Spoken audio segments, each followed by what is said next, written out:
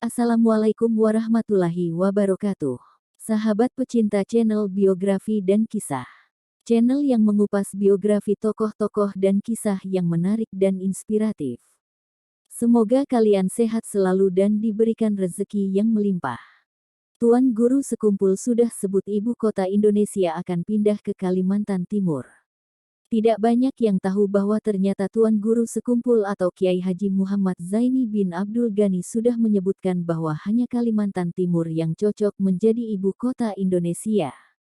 Menurut Tuan Guru Sekumpul, bila Kalimantan Timur menjadi ibu kota, maka Indonesia akan maju. Kaltim lebih layak ketimbang provinsi lainnya di Indonesia. Kalau Indonesia ingin maju, ibu kota pindah Kaltim, Kalimantan Timur, demikian kurang lebih yang diucapkan Tuan Guru Sekumpul. Hal ini sebagaimana diceritakan oleh Dr. Diaudin, putra Kiai Haji Badarudin Martapura.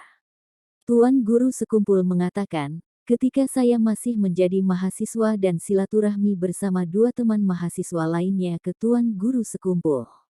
Saat itu kami diajak masuk ke kamar beliau, cerita dokter yang juga Kepala Dinas Kesehatan Kabupaten Banjar ini.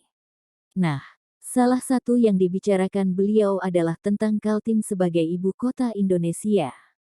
Kalau Indonesia mau maju, ibu kota pindah ke Kaltim, kata beliau, lanjut adik pimpinan pesantren Darussalam, yaitu Kiai Haji Hasanuddin ini. Sejatinya wacana pemindahan ibu kota Indonesia dari kota Jakarta telah bergulir sejak lama. Beberapa daerah muncul sebagai alternatif ibu kota negara. Sebut saja di antaranya Palembang, Sumatera Selatan, Karawang, Jawa Barat, Sulawesi Selatan dan Palangkaraya, Kalimantan Tengah. Namun nama Kalimantan Timur belum ada yang memunculkan.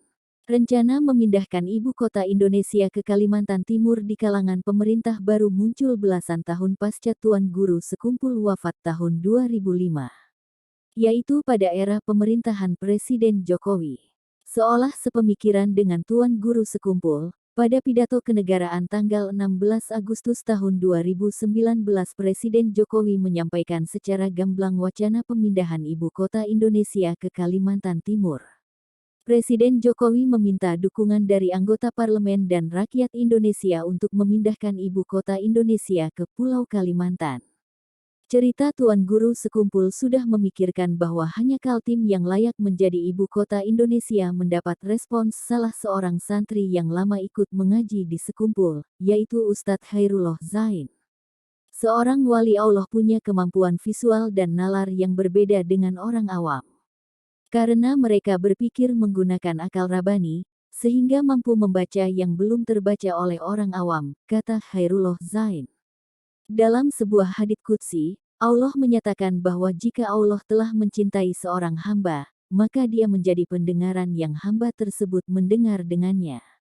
Dia menjadi penglihatan yang hamba tersebut melihat dengannya, menjadi tangan yang hamba tersebut memukul dengannya, menjadi kaki yang hamba tersebut berjalan dengannya, terang pengagum para sufi dan wali ini.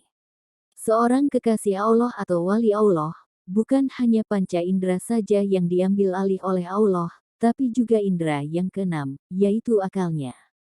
Bahkan ini yang utama, lanjutnya. Kemampuan berpikir dan bernalar dengan akal rabani inilah yang kadang membuat orang awam susah memahami jalan pikiran para wali Allah. Sebab tidak jarang berbeda dengan logika orang awam.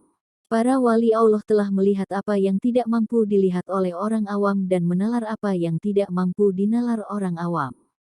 Mereka tidak hanya mengalami kasyaf hisi atau inderawi, tapi juga kasyaf maknawi, pungkasnya. Tak disangkal, ulama karismatik Kalimantan Selatan Syekh Muhammad Zaini bin Abdul Ghani memang dianugerahi keistimewaan tersendiri dari Allah yaitu berupa mata batin yang tajam. Mengenai ketajaman mata batin alias kasyaf Tuan Guru Sekumpul telah disaksikan banyak orang. Tak terkecuali oleh Derham Muhammad Tambarin MPD, Kepala Kantor Wilayah Kementerian Agama Provinsi Kalsel.